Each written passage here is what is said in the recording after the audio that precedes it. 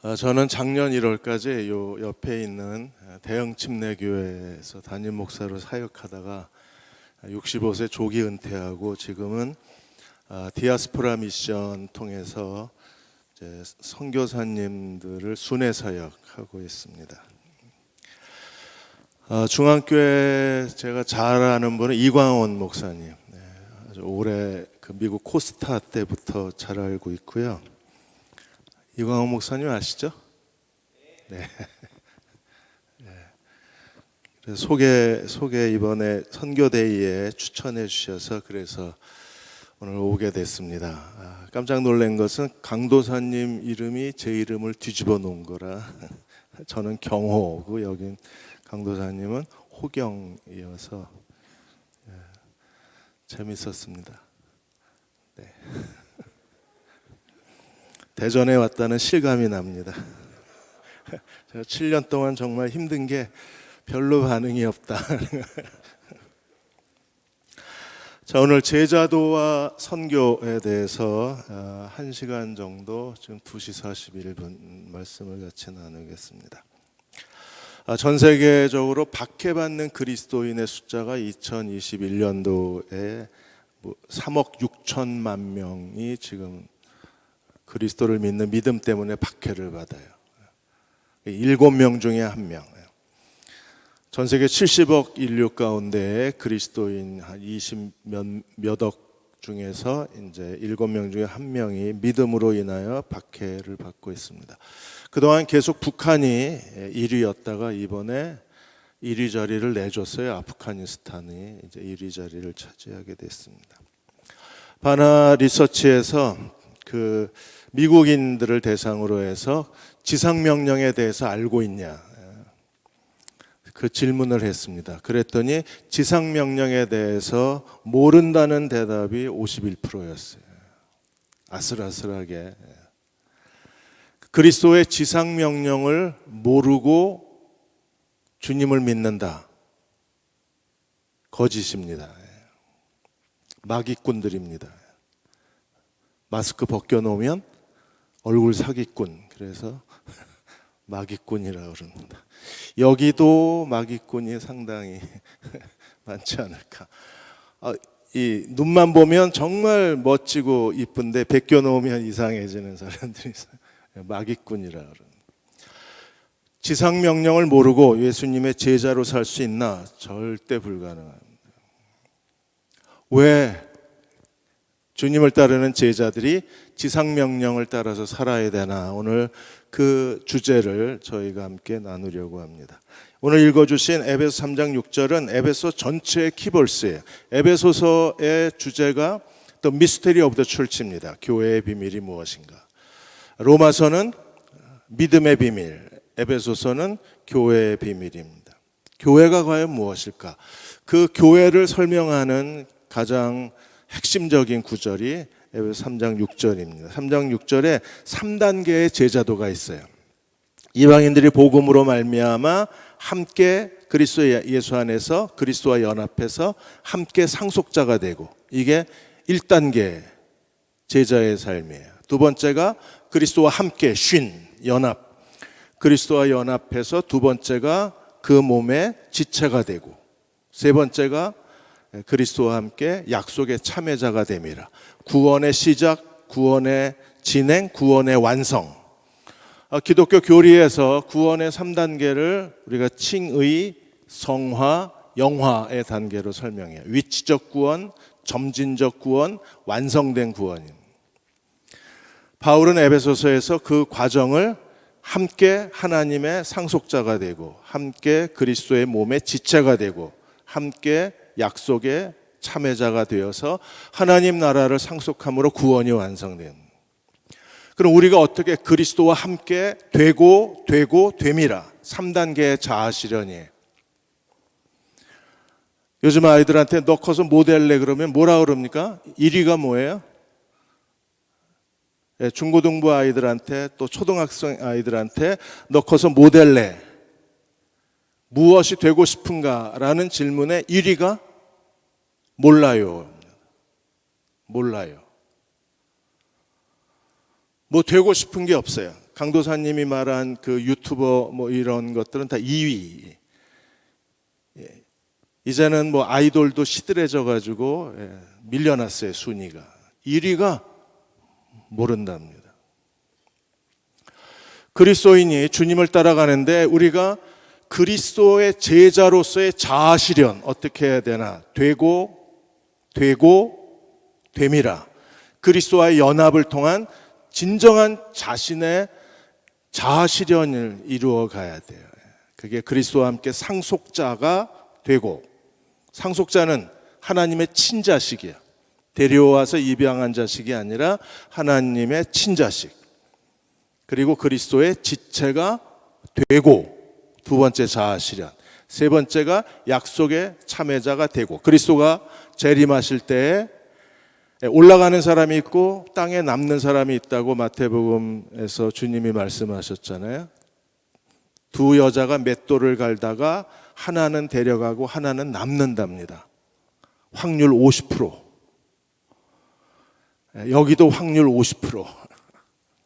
두 사람이 밭을 갈다가 한 사람은 데려가고 한 사람은 남는데요. 그게 3단계의 자아실현의 약속에 참여하는 자가 되고, 마지막 자신의 구원의 완성입니다.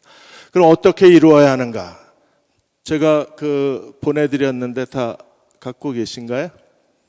3단계의 자아실현, 3장 6절과 4장 4절에서 6절까지가 연결이 돼요. 그래서 그리스도와 함께 상속자가 되고는 4장 5절에서 주도 하나요, 믿음도 하나요, 세례도 하나라. 이게 하나로 연결이 됩니다.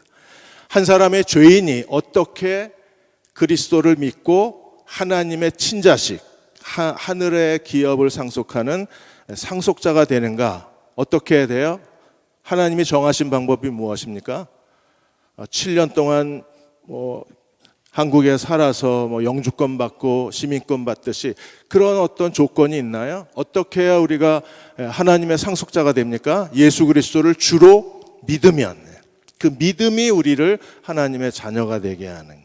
그래서 요한복음 1장 12절 13절에 영접하는 자 곧 그 이름을 믿는 자들에게는 하나님의 자녀가 되는 권세를 주셨으니. 사람의 출생의 방식은요, 남자 플러스 여자, 정자 플러스 난자 방식으로 모든 생물이 태어나요. 살아있는 모든 생물은 똑같은 출생 방식입니다. 남자 플러스 여자 방식으로 태어나요. 다른 방법이 있어요? 우리 별에서는 그렇게 안 합니다. 어느 별에서 오셨습니까? 다른 방법 있어요? 시험관 아기도 전부 똑같은 남자 플러스 여자 방식입니다. 저는 저의 출생 방식을 모르겠습니다. 모르십니까?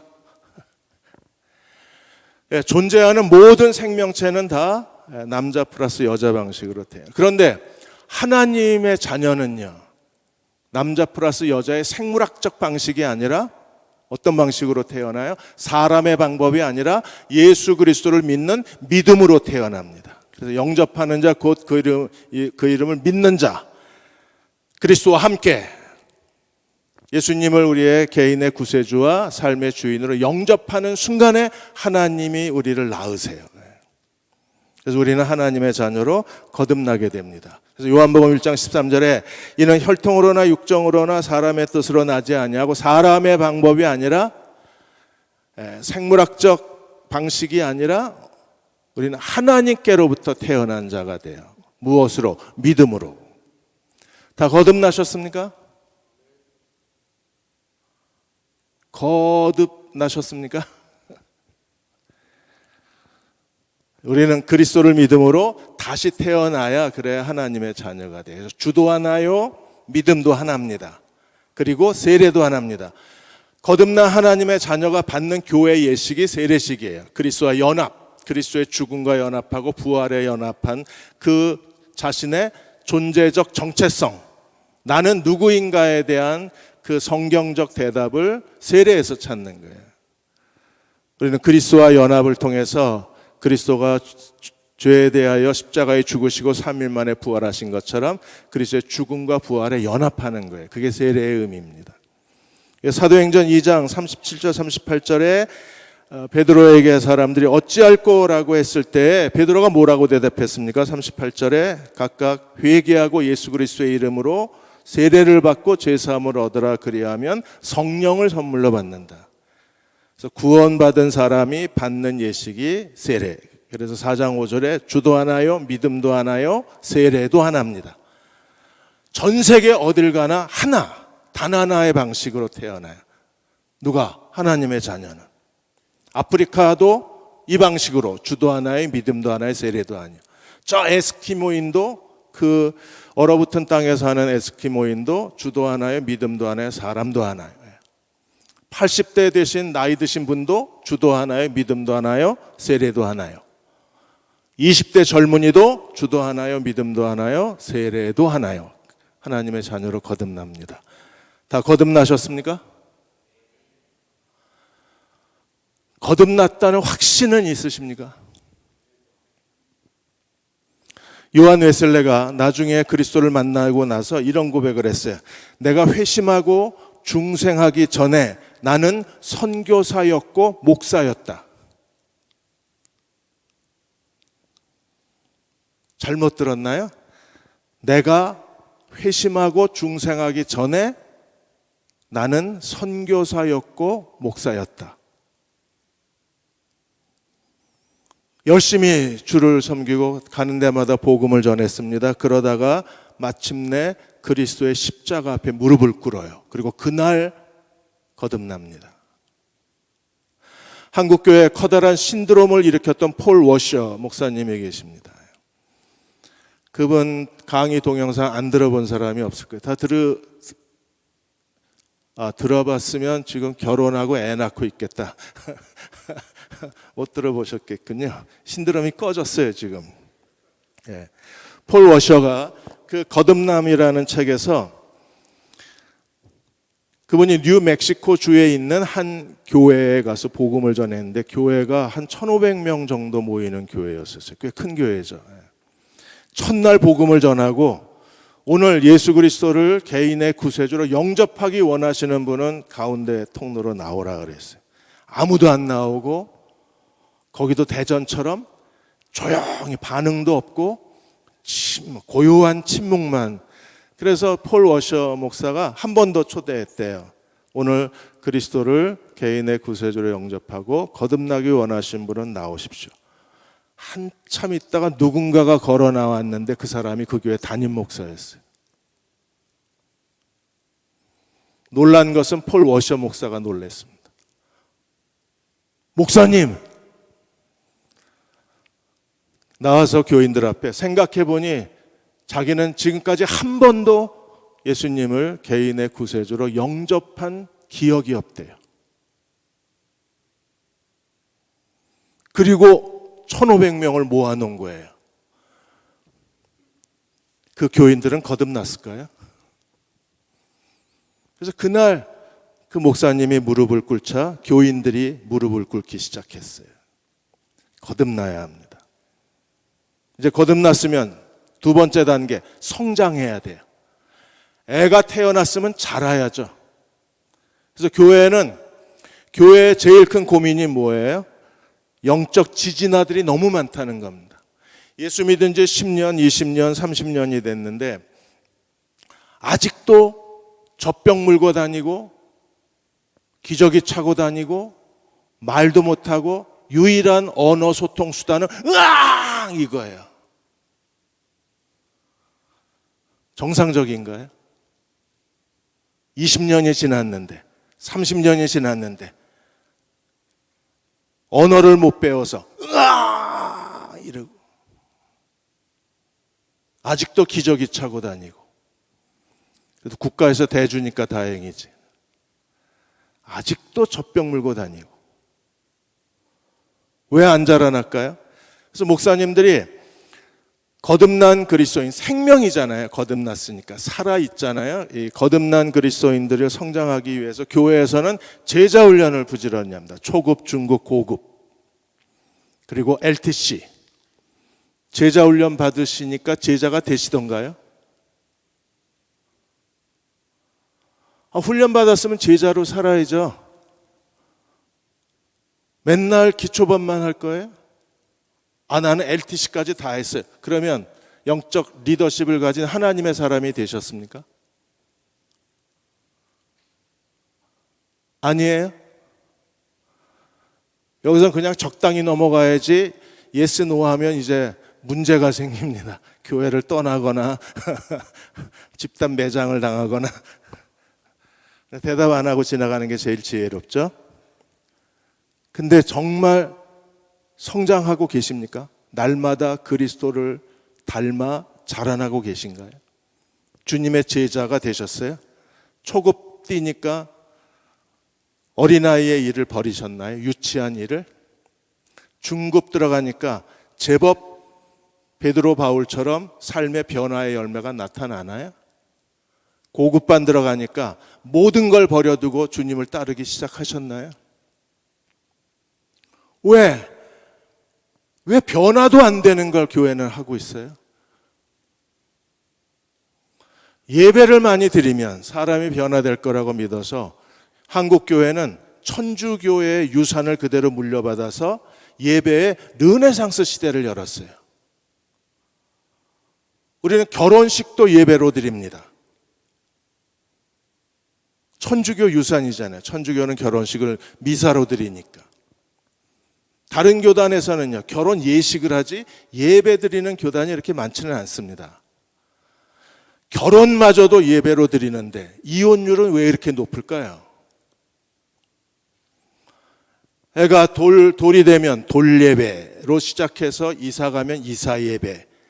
자동차 새로 샀다고 목사님, 그러면 운전석에 내가 앉아서 예배를 드려야 됩니다. 이 예배가 하나님께 드리는 건지 자동차에게 바치는 건지 헷갈려요. 그 많은 예배를 드렸는데 예배가 나를 변화시켜 왜 안 시키나요? 제자훈련, 변화도 못 시키는 제자훈련을 왜 이렇게 축자사자 시킬까요? 교회가 뭐래도 해야 되니까 어쩔 수 없이 하나요? 그래도 그 중에 100만 명 중에 한 명은 제자가 되니까 그 희귀한 한 사람을 바라보고 교회가 제자훈련에 열정을 다 바치는 건가요? 매일 큐티하면 변화가 된다고 해서 90년대, 2000년대에 큐티 열풍이 불었습니다. 너도 나도 큐티를 했어요. 큐티가 정말 나를 주님의 제자로 성숙시켜 줬나요? 뭐가 문제일까요? 이거 하지 말라는 게 아닙니다. 더 중요한 게 빠졌어요. 하나님께서 우리를 성장시키기 위해서 하나님의 계획, 하나님이 하신 계획이 뭐예요? 제자도의 두 번째 단계가 그리스도와 함께 지체가 되라는 겁니다. 지체. 몸, 머리, 지체. 여기에 교회의 비밀이 있는 거예요. 그래서 4장 4절에 어떻게 우리가 그리스도의 지체가 돼요? 몸도 하나요? 성령도 하나요? 부르심의 소망도 하나라 그랬어요. 몸도 하나요? 교회의 비밀입니다. 어떻게 우리가 그리스도의 몸의 지체가 됩니까? 성령도 하나요. 그래서 성령이 오신 거예요. 성령님이 오신 예수 그리스도를 믿고 구원받았으면 됐잖아요. 그런데 성경은 복잡하게 2단계를 거칩니다. 아까 베드로도 뭐라 그랬어요? 예수 그리스도의 이름을 믿고 세례를 받고 죄사함을 받으라. 그리하면 뭐가 와요? 성령님이 오신다는 겁니다. 그리스도가 성령이시고 성령이 그리스도신데 왜 성령이 오신다는 걸 강조하는 이유가 어디 있겠어요? 성령이 오신 목적이 무엇입니까? 방언하라고? 아니면 신사도 운동처럼 그냥 사람이 갑자기 쓰러지라고? 그런 어떤 영적 판타지를 경험하라고 성령이 오셨나요? 성령님이 오신 궁극적 목적이 무엇입니까? 우리를 그리스도의 몸의 지체로 만드시는 거예요. 교회는 이제 청년들이 알아야 할 복음의 비밀, 교회의 비밀이 여기 있는 겁니다. 자, 구약의 하나님께서 이스라엘 백성을 출애굽시키시고 그리고 시내산에 머물러서 뭘 하셨어요? 시내산에 머물러서 하나님의 성막을 건축하게 하셨습니다. 율법을 주시고 그리고 성막을 건축하게 하셔서 하나님께서 이스라엘 백성을 출애굽하시고 시내산에서 자기 집을 지신 거예요. 1년 동안 머무시면서.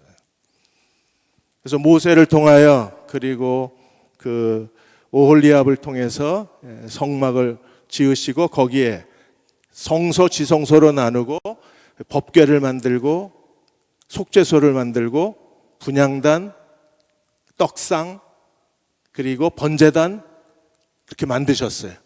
성막은 하나님의 집입니다. 내가 백성들 가운데 같이 있겠다는 거예요.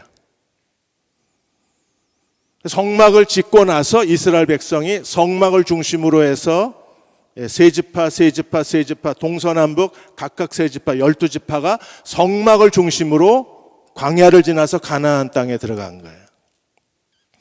그러니까 이스라엘 백성은 언제든지 아침에 일어나서 문만 열면 하나님의 집이 보였어요. 하나님 계신 곳. 거기는 쉐키나 영광의 구름이 머물러 있었습니다. 놀라운 일 아니에요?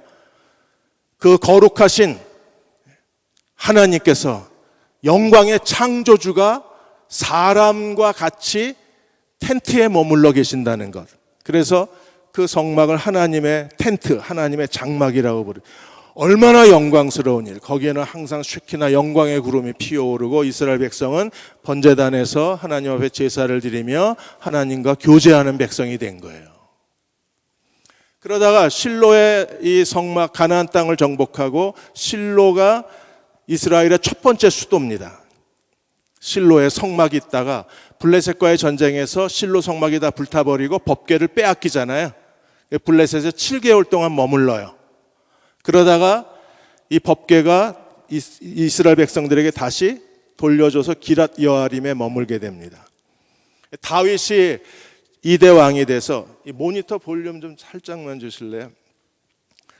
제가 1시간 40분 운전하고 왔더니 기가 아침에 2번 설교하고 11시 예배 끝나자마자 그냥 운전하고 왔거든요.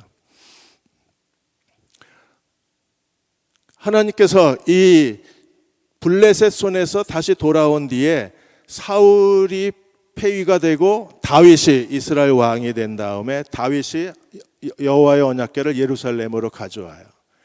그리고 하나님의 성전을 짓고 싶다고 하니까 하나님이 거절하시고 누가 성막을 지어요? 솔로몬. 그래서 이제 장막 시대에서 돌로 만든 성전 시대로 넘어갑니다. 그런데 이 성전 시대에 결국 이스라엘이 하나님을 떠나니까 하나님이 BC 586년에 바빌로니아에 의해서 완전히 다 폐허가 돼요. 돌로 만든 성막 시대도 끝났어요. 바벨론 70년 뒤에 돌아와서 이스라엘 백성이 한 게 제2성전, 수룹바벨 성전을 건축한 겁니다. 솔로몬 성전에 비해서 형편없죠. 그래도 그들이 성전을 건축한 거에 대한 큰 기쁨이 있어요. 그게 느헤미야, 학개, 스가랴 이런 선지서의 그 이야기들입니다. 그러다가 예수님 때까지 헤롯이 그 제2의 수룹바벨 성전을 헤롯 왕이 유대인의 환심을 사기 위해서 그 성전을 웅장하게 재건축해요. 그게 예수님 당시의 헤롯 성전입니다. 두 번째 성전.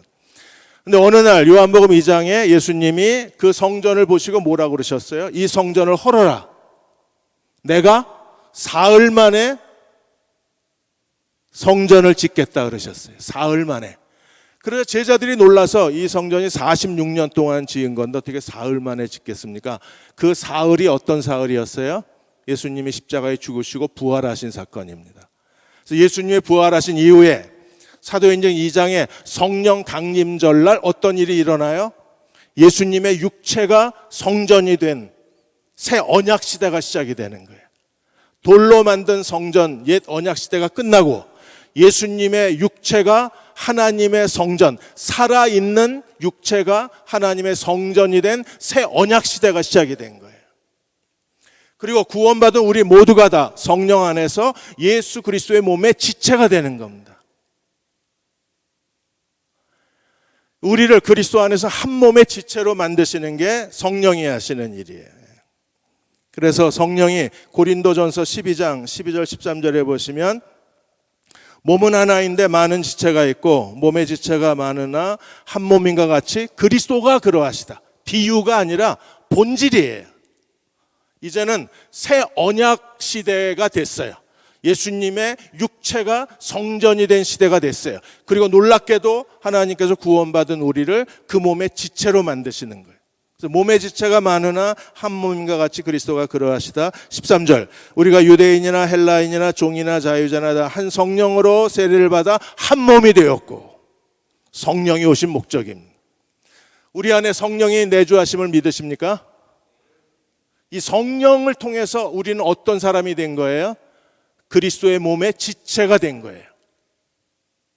되려고 하는 게 아니라 이미 예수 그리스도를 영접하고 하나님의 자녀로 거듭난 사람들은 성령의 내주를 통해서 우리는 한 몸의 지체가 된 겁니다.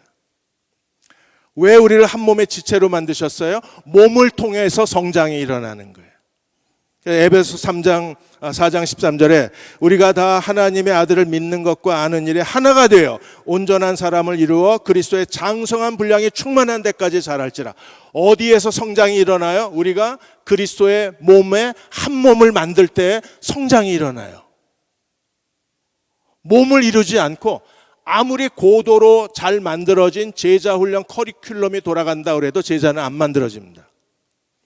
성장은 몸을 통해서 이루어지는 거예요. 생물학적 공동체입니다. 교회는 리빙 시스템이에요. 살아있어요. 숨을 쉬고 말하고 걸어다닙니다. 누굴 통해서? 우리를 통해서.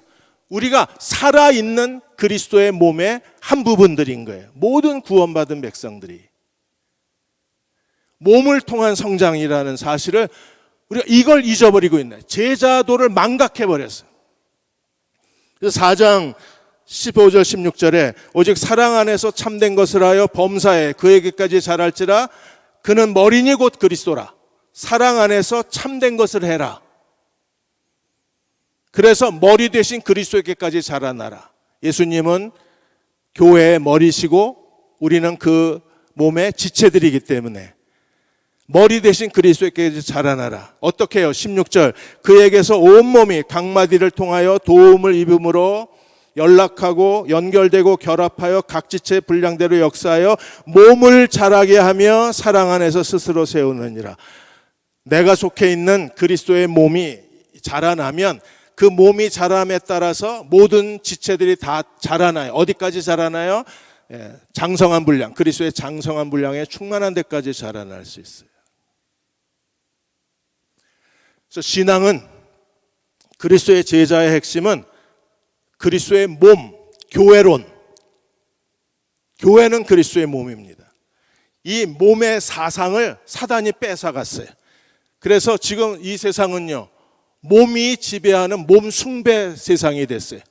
우리가 정말 숭배해야 될 것은 그리스도의 몸인데 이 몸의 신학을 뺏겨서 오히려 세상이 몸을 숭배하는 시대가 된 거예요. 너도 나도 사람들이 제일 관심이 뭐예요? 매력적인 몸. 지금 이제 마스크 벗게 되니까 화장품이 팔리기 시작합니다. 전에는 화장품 안 팔렸어요. 왜? 마스크 쓰고 다니면 되니까. 눈 화장만 팔렸대요. 우리가 무슨 무슬림 여자도 아니고 부르카 쓰듯이 이렇게 눈만 드러내고 다녔었잖아요. 근데 정말 우리가 되찾아야 할 제자도의 본질은 교회는 그리스도의 몸이라는 몸신학입니다. 몸신학. 미국 뉴욕에 장수센터가 있습니다. 이 장수센터에서 국제장수센터라는 단체가 있는데 이 단체에서 현대인들이 장수에 적합한 몸이 아니라고 전부 리콜을 명했습니다. 리콜 대상은 늘씬한 키, 가는 허리, 미끈한 다리, 호리호리한 몸매 리콜 대상입니다. 그럼 장수에 적합한 몸은 어떤 몸인가? 키가 일단 작아야 돼요. 키 작으신 분들 축하드립니다.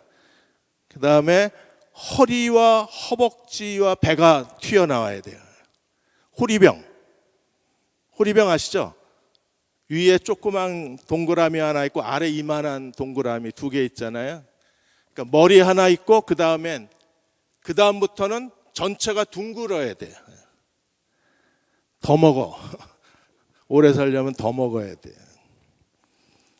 그래서 그런 몸매, 네안데르탈인 형태의 몸매를 가져야 오래 산답니다. 지금 현대인들이 갖고 있는 이 몸매는 전부 디자인 결함이 있어서 전부 리콜을 해야 된대요. 우리는 전 세계 어딜 가나 다 똑같은 몸을 원합니다. 아름다운 몸, 멋진 몸, 몸에 빠져 살아요. 건강한 몸. 근데 정말 그리스도인들이 이 땅에서 추구해야 될 진정한 제자도는 그리스도의 몸으로서의 교회예요. 영국의 콜롬비아 대학, 캐나다의 사이먼 프레이저 대학 두 대학이 공동으로 연구를 해서 603명의 남녀를 두고 그리고 음식 서빙하는 그 종업원이 서번트가 이쁜 여자가 서빙했을 때의 음식 맛하고 평범한 여자, 못생긴 여자 그러면 성평등에 어긋나는 발언이니까 평범한 여자 졸리죠 지금. 평범한 여자가 서빙했을 때 음식 맛을 이걸 연구를 했어요. 뭘 연구를 해? 그것도 두 대학이 정말 할 일도 없어요. 이거는요 애도 알아요. 3살짜리 아이도. 당연히 아름다운 여자가 서빙해주는 음식이 똑같은 음식인데 아름다운 여자가 서빙해주는 음식이 훨씬 맛있죠. 600명 중에 600명이 다 맛있다 그랬으니까. 몸이 지배하는 세상이에요. 벗어날 수 있어요? 못 벗어납니다. 벌써 더워져. 여름이 다가와. 여름이 두려워. 벗고 다녀야 되니까. 동일하게 우리가 정말 추구해야 될 진정한 몸이 있는데 그게 예수 그리스도의 몸으로서의 공동체입니다. 그러면 하나님께서 왜 우리를 그리스도의 몸으로 만드셨나? 왜? 나와 너를 우리는 혼자 있는 게 너무 좋잖아요. 코로나19를 지나가면서 2년 동안 우리는 혼자 있는 게 너무 익숙해져 버렸어요. 이제 누군가와 있다는 게 불편한 시대가 되어버렸습니다. 사회적 거리두기를 다시 되찾아야 된다고 소리 지르는 사람도 있습니다. 그런데 성경은 우리를 구원받은 하나님의 자녀를 그리스도의 몸의 지체로 만들어서 우리는 보이지 않는 뼈와 힘줄과 그리고 신경과 핏줄로 다 연결된 사람들, 한 몸의 지체들입니다. 왜 하나님이 우리를 이렇게 만드셨는가? 하나님이 우리를 이렇게 만드신 이유가 있어요. 몸의 가장 중요한 제자도 3가지가 있습니다. 그 첫째로 왜 하나님이 우리를 그리스도의 몸의 지체로 만드셨는가? 나 혼자 성장이 아니라 우리는요 더불어 성장하게 하나님 만들어 놓으셨어요. 자, 제가 이제 건강이 안 좋아서 일찍 은퇴했는데 제 몸이 5살, 3살짜리라고 가정을 합시다. 3살짜리라고 가정을 하고 그리고 그 중에 제 오른손이 매일같이 단백질 먹고 푸시업을 1000번씩 하고 오른손만, 나머지는 안 하고 3살짜리가 오른손만 그렇게 하면 오른손만 자라나나요? 오른손은 24살 송승헌 팔뚝으로 자라나요? 자라나요? 나머지는 3살인데? 얘는 푸시업 1000번, 얘는 100번, 왼발은 50번. 그러면 각각 얼마나 단백질을 먹었냐, 얼마나 운동했냐, 운동량에 따라서 성장이 달라지나요? 그러면 제가 3살짜리 몸인데 팔뚝은 24살, 오른쪽은 24살, 왼팔은 19살, 왼발은 5살, 나머지는 3살 이런가요? 개인이 얼마나 훈련받고 개인이 얼마나 노력했느냐에 따라서 성장이 결정되는 거 아닙니다. 우리가 그리스도의 몸에 속해 있기 때문에 아무리 발버둥 쳐야 내가 속해 있는 그리스도의 몸이 안 자라나면 나도 안 자라나요. 그래서 하나님은 너를 성장시키면 내가 자라나게 해놓으셨어요. 우리가 다른 사람을 성장시키면 그 사람이 자라나는 것만큼 나도 같이 자라요. 왜? 몸이 자라면 그 몸의 모든 지체가 동시에 자라는 거기 때문에. 아이들 자라는 거 보세요. 아이들이 어떻게 합니까? 어떻게 자라요? 자고, 먹고, 싸고, 세 가지만 자라면 애들은요 불쑥불쑥 큽니다. 우리가 그리스도의 몸의 공동체라면, 생물학적 공동체라면 그 몸에 붙어있는 모든 지체가 다 성장할 수 있어야 돼요. 그래서 A.W. 토저가 교회가 영적 미숙아들의 그런 보호시설이 되어버렸다 그랬어요. 교회가 전혀 자라나질 않는 거예요. 영적 아이들을 위한 보육원 시설이 되어버렸어요. 그 이유가 우리가 그리스도의 몸을 이루지 않으면 절대로 성장이 안 일어나는 거예요. 이번에 윌 맨시니 그리고 코리 하트만 미국의 교회 성장학자 두 분이 미래교회라는 책을 하나 쓰셨습니다. 이 미래교회 책에서 교회를 20년 뒤에 교회가 세 유형의 교회가 나타날 것으로 전망을 했어요. 그 첫째가 프로그램 중심의 교회. 20년 뒤에 프로그램 중심의 교회는 살아남지 못할 것으로 봤어요. 프로그램 중심의 교회는 어떤 교회입니까? 건물, 담임 목사, 교회 주일 예배, 교회 성장, 이게 교회의 가장 중요한 목적이에요. 교회의 모든 에너지가 주일 예배에 쏟아지는 교회. 20년 뒤에 이 교회는 박물관에 가야 볼 수 있을 것이다. 두 번째가 가정교회. 셀교회로서의 가정교회가 아니라 마이크로 철치형의 가정교회입니다.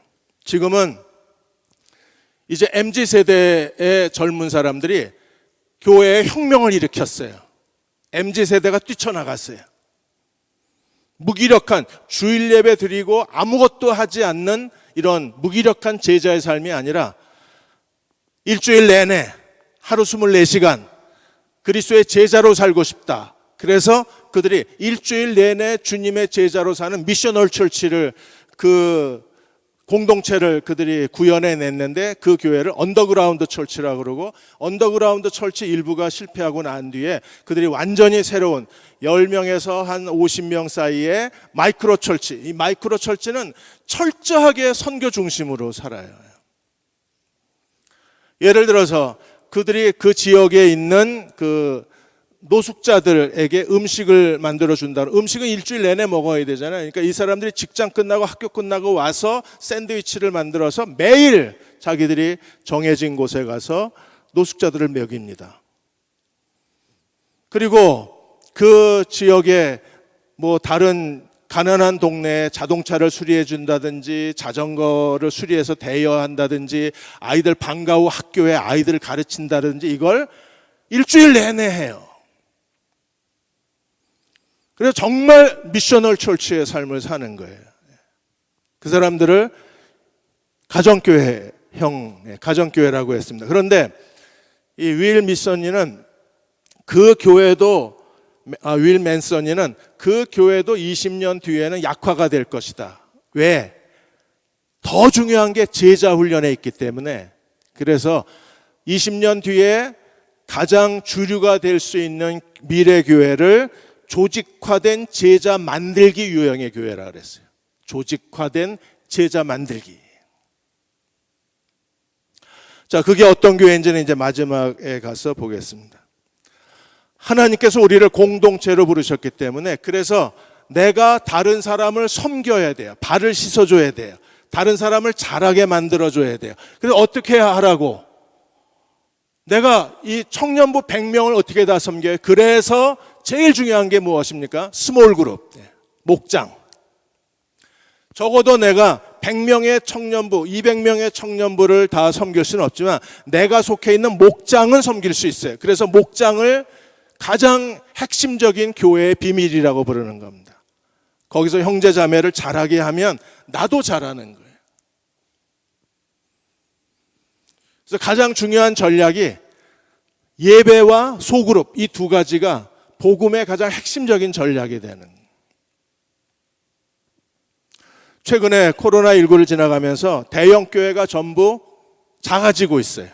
이찬수 목사님도 교회 2만 명의 교인을 29개로 다 자르고 5천 명만 남겨놓았습니다.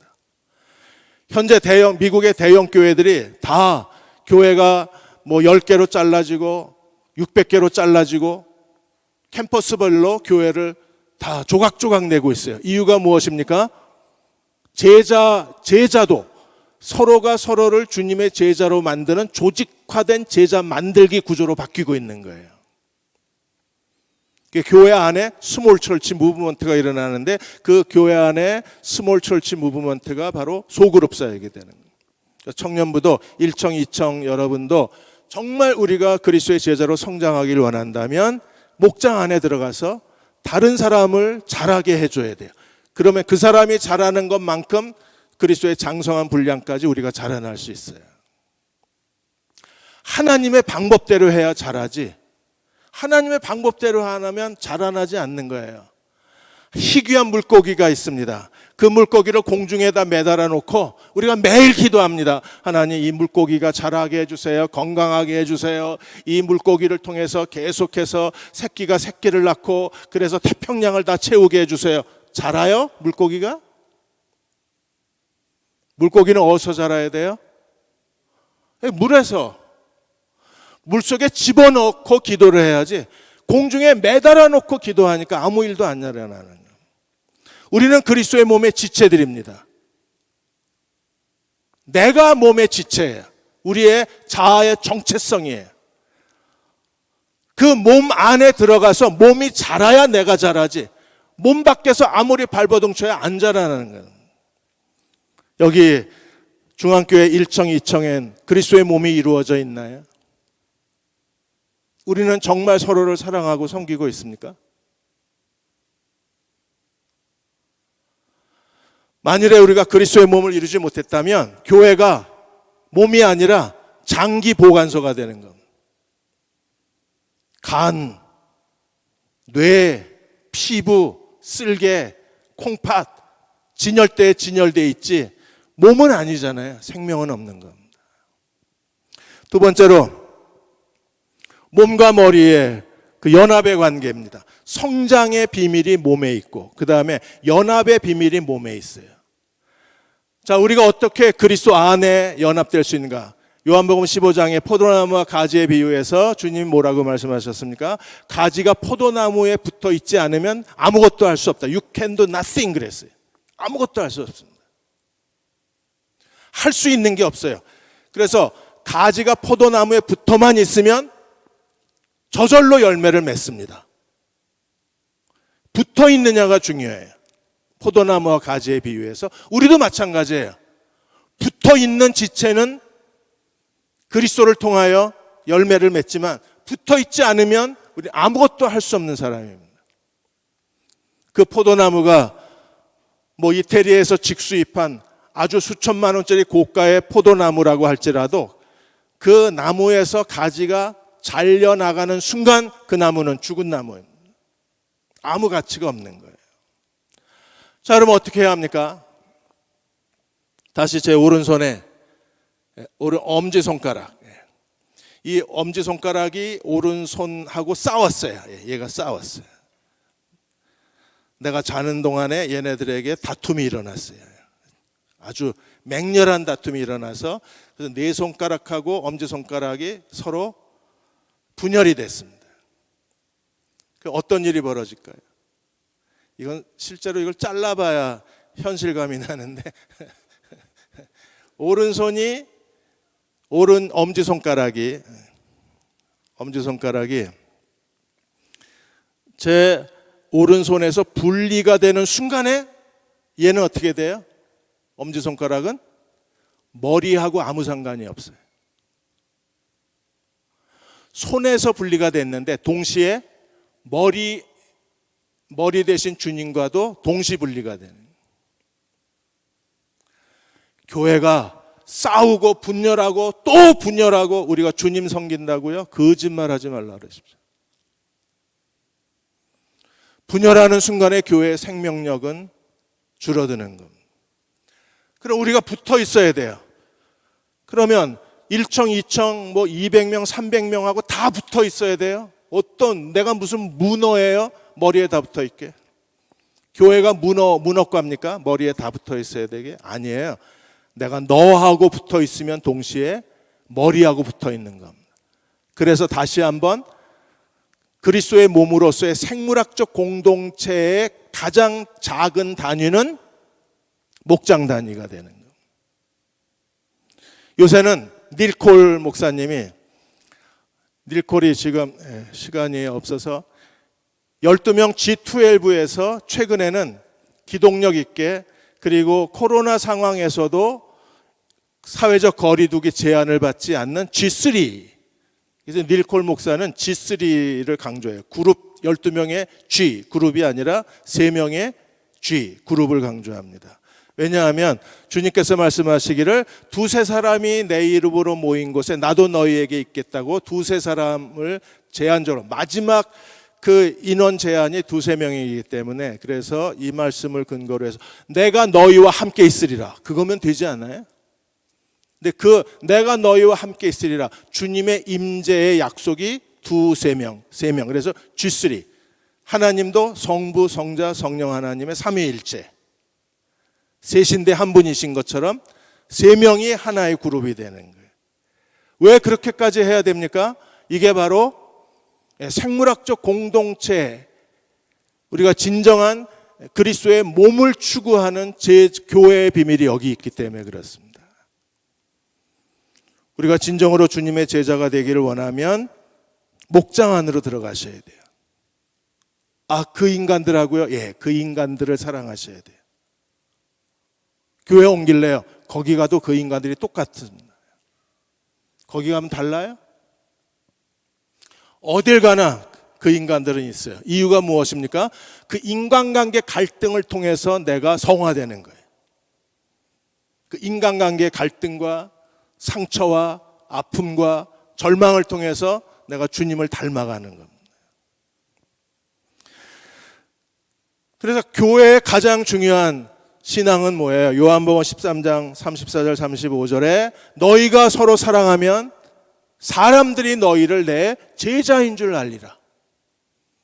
그래서 그리스도를 따르는 제자는 주님이 우리를 사랑하신 것처럼 서로 사랑하는 사람이어야 합니다. 믿으십니까? 누굴 사랑할 건데? 누구를 사랑하십니까? 우리는 완벽하게 자기를 속이고 살아요. 자기가 정말 주님의 제자로 서로 사랑하고 있다. 이거 인사 그만해야 돼요. 저는 저 인사하는 거 되게 싫어합니다. 왜? 착각해요. 집사님 사랑합니다. 다예요 그게. 그 다음에 뭘 했는데? 강도사님 사랑합니다. 그리고 뭘 했는데 내가 오늘 처음 봤는데 이제 안 볼 건데. 이런 거짓말이 어디 있어요? 정말 사랑하려면 어디로 들어가야 돼요? 목장 안으로 들어가서 거기서 우리가 서로를 발을 씻어주고 서로 먼저 존경하고 주님이 우리를 용서하신 것처럼 서로 용서하는 법을 배워야, 그래야 그리스도의 몸을 이룰 수 있어요. 그렇게 하지 못하는 가장 큰 이유가 어디 있습니까? 피터 스카치로 목사님이 정서적으로 건강한 교회라는 책을 쓰셨는데, 이 정서적으로 건강한 교회라는 책에서 모든 그리스도의 제자는 랍스터를 닮아야 된다 그랬어요. 바닷가재. 왜 랍스터를 닮아야 돼요? 랍스터는 5년 동안에 무려 25번 탈피를 합니다. 5년 동안에 1년에 5번 정도 하는 거예요. 그렇게 해서 정상적인 크기가 된 다음에도 이 랍스터는 반드시 1년에 한 번씩 껍질을 벗습니다. 이제 바닷가재 그만 드세요. 걔네들 진짜 불쌍한 애들입니다. 25번 탈피하고 매년 1년에 한 번씩 껍질을 벗어야 생존하는 애들이에요. 그걸 잡아다가 그 집게로 가위로 잘라서 먹고 사진 찍어 올리고 그만 좀 하십시오. 불쌍한 애들입니다. 그리스도인이 자기를 벗어내야 돼요. 자기를 벗어야 돼. 껍데기를 벗겨야 돼. 교만, 이기심, 탐욕, 자기자랑, 껍데기를 벗어야, 그래야 우리는 비로소 다른 사람을 사랑할 수 있는. 사무엘하 23장에는 다윗의 용사들이 나옵니다. 다윗이 어디로 가든지 하나님이 이기게 하셨어요. 다윗 혼자의 개인적인 영성인가요? 아닙니다. 하나님이 다윗이 어디로 가든지 이기게 할 수 있었던 것은 다윗에게 사무엘하 23장에 37명의 다윗의 용사들이 있었기 때문입니다. 용사들을 통해서 하나님이 다윗의 인생을 만들어내신 것. 그 37명의 용사들 가운데 나중에 한 사람은 죽어서 이름이 빠졌지만, 그 중에 베들레헴 운물물의 세 용사는 어느 날 다윗이 이렇게 혼잣말을 합니다. 블레셋이 지배하고 있는 베들레헴을 바라보면서, 베들레헴이 고향이잖아요. 저 베들레헴 운물물 하는 순간에 세 용사가 칼을 빼어들고 말을 타고 블레셋 적진을 뚫고 들어가서, 그래서 베들레헴 운물물을 길어서, 그리고 그 물을 갖다 다윗에게 바쳐요. 다윗이 그 물을 못 마십니다. 왜? 그 물이 아니라 피라 그랬어요. 피. 세 용사가, 다윗이 누가 저 운물물 좀, 베들레헴 운물물, 그 대전 중앙교회고 앞마당에 가면 펌프 하나 있는데 그 물이 참 맛있는데 하는 순간에 칼 들고 치고 나간 거예요. 목숨을 바쳐서. 그게 목숨 바칠 일입니까? 다윗이 물 마시고 싶다는데 그게 목숨 바칠 만한 거룩한 일이에요? 하나님을 위한 겁니까? 그런데 세 용사가 그런 일을 했다 그랬어요. 그런 일. 그들은 다윗에게 정말 충성된 사람이었어요. 그리고 다윗은 하나님께 충성된 사람이었어요. 하나님이 다윗의 인생을 만들어내실 수 있었던 것은 그 곁에 사랑을 다해 섬긴 사람들이 있어서 그렇습니다. 바울도 혼자 뛰어난 사람이었어요? 바울이 혼자 탁월한 이방인이었습니까? 아닙니다. 골로새서, 로마서에 보면 바울 곁에 있는 바울의 동역자들이 있었어요. 사람이 있었습니다. 그 사람들을 한 그 신약학자가 바울의 사람이 몇 명인가, 사도행전 바울 서신을 다 뒤졌더니 한 80여 명 됐어요. 80여 명의 사람들이 몰려다닌 겁니다. 다 바울하고. 그래서 하나님이 바울을 이방인의 사도로 그렇게 놀랍게 쓰실 수 있었던 거예요. 개인의 탁월함이 아니라 공동체의 탁월함입니다. 그 중에 40명은 로마 시대의 아주 최고의 엘리트 그룹이었어요. 그들이 바울의 동역자가 되어서 바울과 함께 자신의 전부를 하나님께 드린 겁니다. 그런 교회, 그런 일청, 그런 이청이 됐을 때 우리는 지금 어떤 상황이어도 하나님께서 그들을 통해서 이 땅에 놀라운 일들을 펼쳐내실 수 있는 거예요. 자, 몸의 비밀 세 번째. 하나님이 왜 우리를 그리스도의 몸의 지체로 만드셨는가? 몸은 머리의 도구입니다. 예수께서 내가 너희를 사랑한 것 같이 너희도 서로 사랑하라. 그리스도께서 사랑의 새 계명을 얘기해 주셨는데, 그러면 우리가 그 사랑의 계명을 순종해야 될 사람은 누굽니까? 그리스도의 몸된 우리입니다. 주님께서 그 지상명령을 우리에게 말씀하셔서 너희는 가서 모든 족속을 제자로 삼으라 그랬습니다. 그러면 누가 가야 되나요? 제가 오늘 여기 오는데 11시 예배 마치고 오려고 하다 보니까 너무 피곤해서 아무래도 못 갈 것 같다. 내비 켜보니까 2시 15분. 예배 전엔 가야죠. 그래도 강사가. 제가 2시 1분에 왔습니다. 그래도 지각을 했는데. 근데 몸이 너무 피곤하니까 난 안 가. 그러면 머리 대신 예수님은 어떻게 오세요? 뇌만 와, 뇌. 브레인만. 그러면 여기 와서 뇌이신 주님이 복음을 전할 수 있습니까? 여러분의 얼굴을 쳐다나 볼 수 있습니까? 뇌가 운전이나 할 수 있습니까? 머리가 뭘 할 수 있어요? 몸이 없으면 아무것도 할 수 없습니다. 그래서 충격인 거야. 도대체 주님이 뭘 믿고 나를 자기 몸으로 삼으셨느냐는 거야. 뭘 믿고?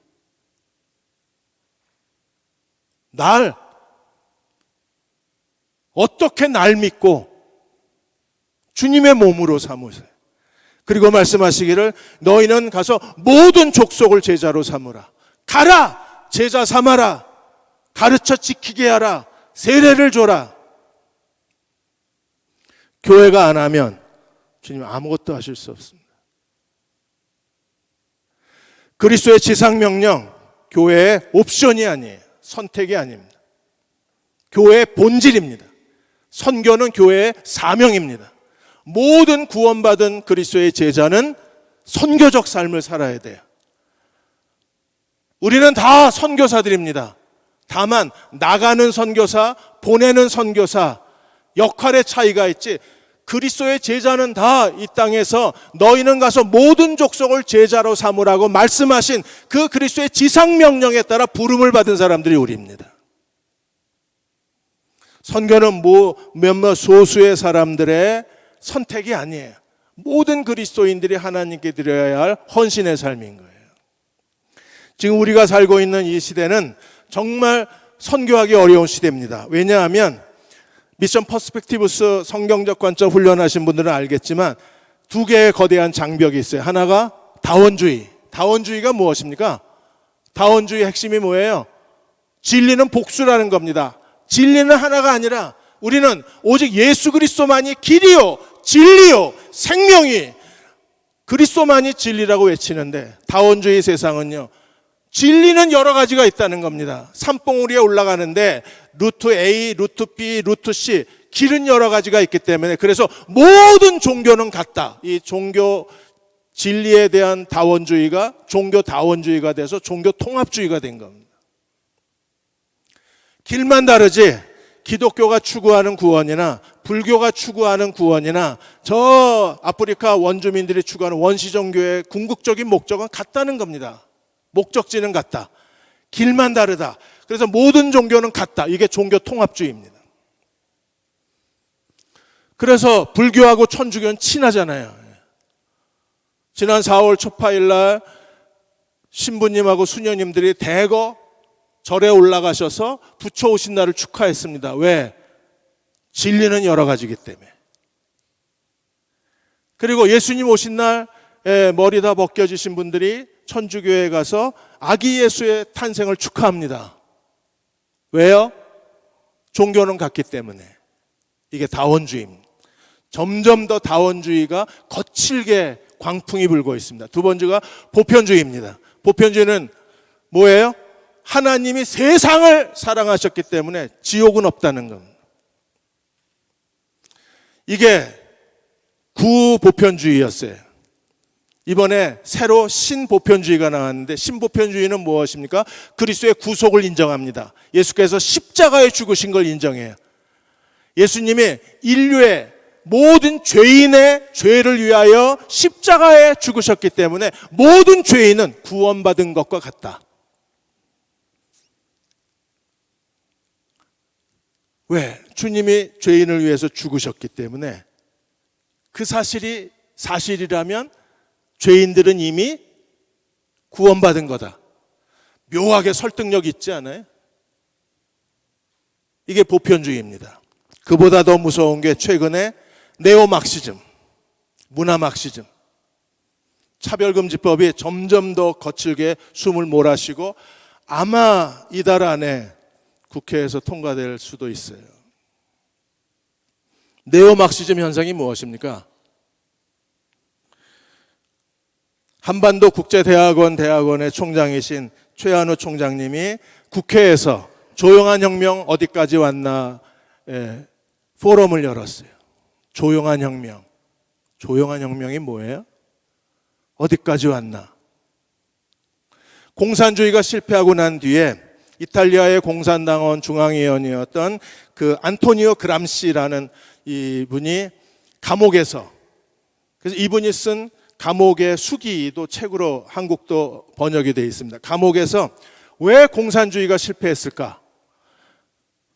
러시아, 중국에서는 공산혁명이 성공했는데 이탈리아, 서유럽에서는 공산주의가 다 실패했어요. 원인이 어디 있나? 그 원인을 그람시가 기독교 전통과 문화에 있다고 보았습니다. 기독교 문화, 기독교 전통을 무너뜨리지 않고서는 공산주의가 인류의 새로운 세상을 가져올 수 없다. 그래서 새로운 세상을 만들기 위한 혁명의 방법이 조용한 혁명입니다. 안단테로 진행이 되는 거예요. 그래서 안토니오 그람시가 조용한 혁명의 11개 아젠다를 설정하고 그 아젠다를 설명하는 게 2000페이지가 넘습니다. 지금 마르크스, 막시즘을 추구하는 사람들은 이 2000페이지를 다 외워요. 지금 전 세계적으로 아직도 마르크스주의를 추구하는 사람들이 많이 있어요. 이 마르크스가 실패하고 난 뒤에 계급 투쟁의 마르크스주의가 실패하자 이제는 네오 마르크스주의, 네오 막시즘, 이제는 기독교 문화를 해체하려는 새로운 문화 막시즘이 등장했어요. 이 문화 막시즘은 기독교의 전통을 다 뒤집어 엎습니다. 어떻게 기독교의 전통을 뒤집어 엎습니까? 기독교의 전통적인 결혼과 성에 대한 가치관을 무너뜨리는 겁니다. 동성애는 미끼예요. 동성애는 그냥 수단입니다. 동성애를 미끼로 해서 그들이 인권 평등을 강조하는데, 여러분, 복음과 하나님 나라야말로 진정한 인권이요, 진정한 평등입니다. 근데 이 사람들이 인권과 평등이라는 그 가치를 내걸고 동성애 그리고 동성결혼 합법화를 추구하니까 기독교 국가에서 인권이야말로 복음이고 평등이야말로 예수님 사상이니까 그걸 받아들였다가 기독교가 그대로 붕괴되어 버린 거예요. 11개 아젠다를 설명해 드릴게요. 11개 아젠다를 보시면 제일 먼저 지속적인 사회 혼란을 일으킵니다. 옛날에 그 전통적으로 인정되어 왔던 모든 역사를 다 바꿔버리는 겁니다. 이승만 지워버리고 뭐 이런 일들이 일어나는 이유가 여기에 있어요. 또 하나, 학교와 교사의 권위를 떨어뜨립니다. 학생 인권 조례 때문에 지금 학교 선생님들의 권위가 다 떨어져 버렸습니다. 교실을 붕괴시키는 거예요. 그리고 세 번째, 가족을 해체합니다. 가족 해체하는 방법은 하나밖에 없어요. 성 유토피아를 가져오는 겁니다. 성의 자유를 외치는 거예요. 이렇게 해서 어린이 성교육, 동성애 교육, 어린이 지금 성교육이 거의 포르노 수준입니다. 초등학교 성교재 보셨어요? 어떻게 성행위를 해야 되나, 콘돔은 어떻게 껴야 되나, 임신하지 않게 성행위를, 초등학교 애들한테 그걸 왜 가르쳐요? 이미 다 퍼져버렸어요. 이런 11개의 아젠다를 가지고 아주 천천히 문화, 기독교 문화를 이 성유토피아 문화로 바꿔버리는 겁니다. 정일권 박사님이 문화 막시즘 황혼, 막시즘의 황혼이라는 책에서 거기서 지금 문화 막시즘의 가장 중요한 그 핵심은 성에 대한, 성의 자유, 성쾌락, 그리고 성유토피아 건설. 그러니까 성을만 건드리는 거예요. 생각해 보십시오. 창조주 하나님을 거부하는 겁니다. 하나님이 벌써 40분이네. 이제 정리를 하겠습니다. 하나님이 인간을 창조하셨습니다. 믿으십니까? 그런데 원숭이 한 마리 갖다 놓고 하나님이 창조한 게 아니라 원숭이가 진화됐답니다. 그런데 희한하게도 인류를 괴롭히는 가장 그 재앙, 전염병 재앙이 다 원숭이에서 와요. 에볼라 원숭이. 그 다음에 그 남자들끼리 에이즈도 원숭이. 이번에 그 천연두 한 100여 명 퍼져가지고 이제 WHO가 긴장했습니다. 원숭이 두창. 그것도 원숭이로부터 옵니다. 원숭이 한 마리 갖다 놓고 하나님이 사람을 창조하셨다는 걸 지워버렸어요. 진화론이 미국의 공교육이 되고 나서 1년 뒤에 주일학교 64%가 떠났습니다. 주일학교를. 자, 이번에 네오막시즘으로 인하여 하나님이 남자를 창조하시되 인간을 창조하시되 남자와 여자를 창조하셨다. 남자와 여자 창조를 지워버렸습니다. 이게 젠더 이데올로기입니다. 성은 네가 태어나면서부터 정해지는 게 아니라, 이게 기독교 가치관이잖아요. 태어나면서부터 정해지는. 저는 남자입니다. 안 믿으십니까? 저는 남자입니다. 생물학적으로 그렇게 결정돼서 태어났습니다. 그런데 이 문화 막시즘 주의자들은 무려 15개, 28개의 성을 주장하면서 네가 선택하라 해요. 내 성은 네가 선택하라. 네가 하나님이 되라. 창조주 하나님을 완전히 삭제해버린 거예요. 원숭이 한 마리 갖다 놓고 삭제하고, 젠더 이데올로기 사상으로 삭제해버리는 거예요. 그래서 미국은 아예 여권에 남자, 여자 그리고 제3의 성을 표시하게 돼 있어요.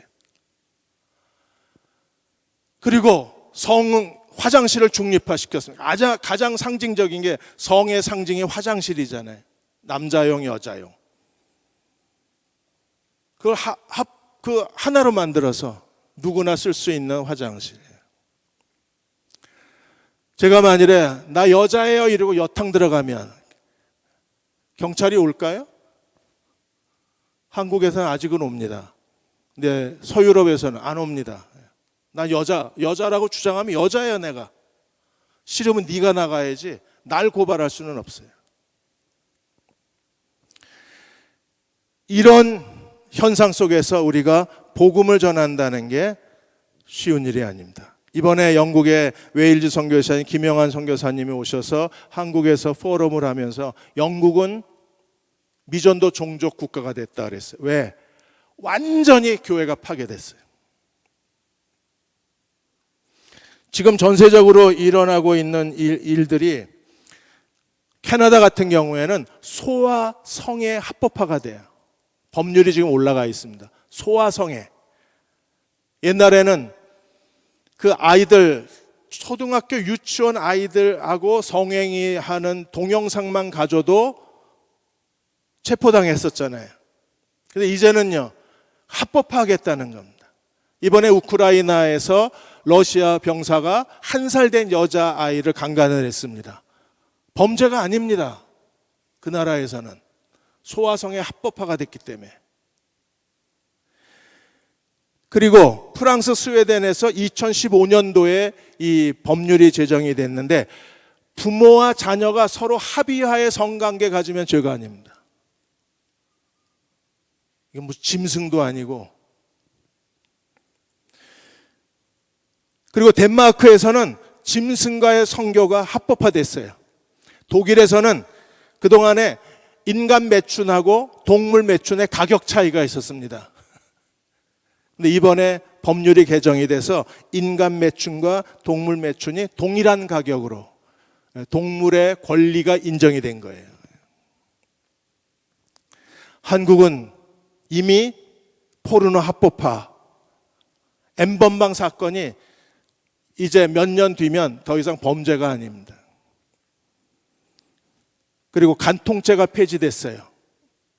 이제 부부 사이에 간음을 해도 간통죄가 성립이 안 됩니다. 낙태죄가 폐지됩니다. 이런 일들이 기독교의 오랜 전통과 문화를 이 성해방주의자들이 젠더 이데올로기로 밀어버리는 겁니다. 그 시작이 동성애가 미끼예요. 동성애 인권, 속지 말아야 합니다. 동성애 인권이 그들이 주장하는 게 아니라 그 뒤에 동성결혼 합법화, 그 뒤에 창조주 하나님을 부정하고 하나님 없는 세상을 만들겠다는 겁니다. 뭘 가지고? 인간의 성쾌락이 지배하는 성유토피아 세상을 만들겠다는 게, 그게 젠더 이데올로기예요.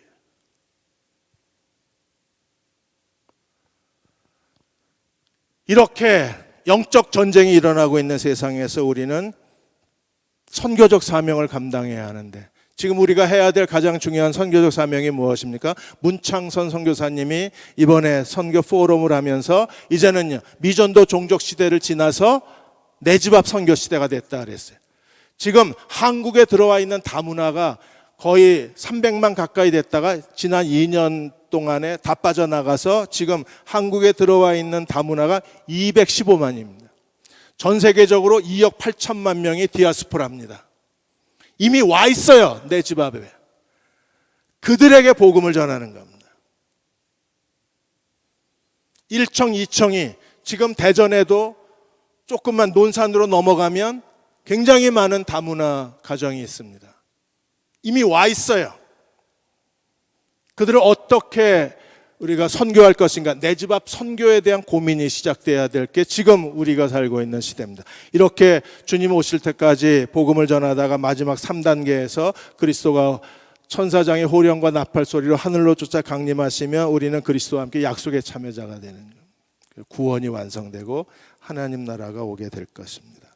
사랑하는 여러분, 그때까지 해야 될 중요한 일이 그리스도의 지상명령에 순종하는 교회가 되는 건데, 그리스도의 지상명령은 마태복음 28장 18절에 20절까지 명령은 하나예요. 단 하나의 명령. 어떤 명령입니까? 동사는 하나입니다. 제자를 만들라. 나머지는 분사예요. 너희는 가라, 세례를 줘라, 가르쳐 지키게 하라. 전부 분사예요. 동사는, 명령은 단 하나입니다. 제자를 만들라. 모든 족속을, 지금 우리가 라오스에 있는 족속을 무슨 수로 제자 삼겠어요? 여러분이 은퇴할 때까지 가능할까요? 은퇴하고 가서 라오스 사람들을 제자로 만들 수는 있을까요? 도대체 이 불가능한 명령을 주님이 왜 하셨을까요? 모든 민족을 제자 삼으라고? 내가 어떻게, 언제 언어 배우고, 언제 그곳에 가서, 언제 그들을 제자 만듭니까? 가능해요? 불가능합니다. 왜 이 명령을 하셨어요? 오늘 내 곁에 있는 사람들을 제자로 만드는 거예요.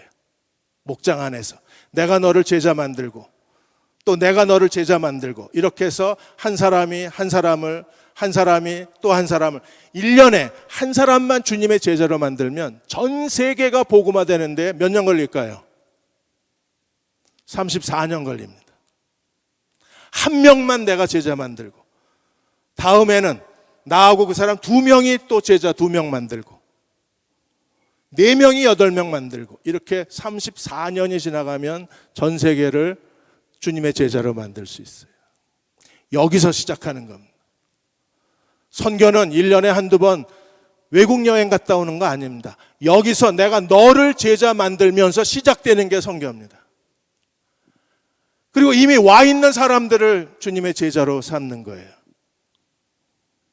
결혼해서 이주 여성으로 들어오거나 거기서 태어난 아이들, 그 아이들을 주님의 사랑으로, 그 아이들을 품고 주님의 제자로 만들면서 그 사람들이 다시 그 하나님의 사랑을 자기가 살던 가족에게 복음을 전하면, 그렇게 해서 제자 만들고 그리스도의 지상명령이 이루어지는 거예요. 1청, 2청을 기대합니다. 한번 뜨겁게 서로를 사랑해서 내 목장은 내 교회다. 나의 그리스도의 몸이다. 나의 지체들이다. 내가 사랑하고 섬긴다. 내가 제자 만든다. 그렇게 해서 제자가 계속 배가 되어져 가고 2년 지나고 3년 지나고 10년이 지나가면서 하나님이 어떻게 열매를 맺으시는가를 한번 봅시다. 그리고 이미 충남 대전에 들어와 있는 사람들에게 하나님께서 어떻게 그들을 구원하시는가를 목격할 수 있을 거예요. 그렇게 쓰임받는 1청, 2청이 되시기를 주의 이름으로 축원합니다. 기도하겠습니다.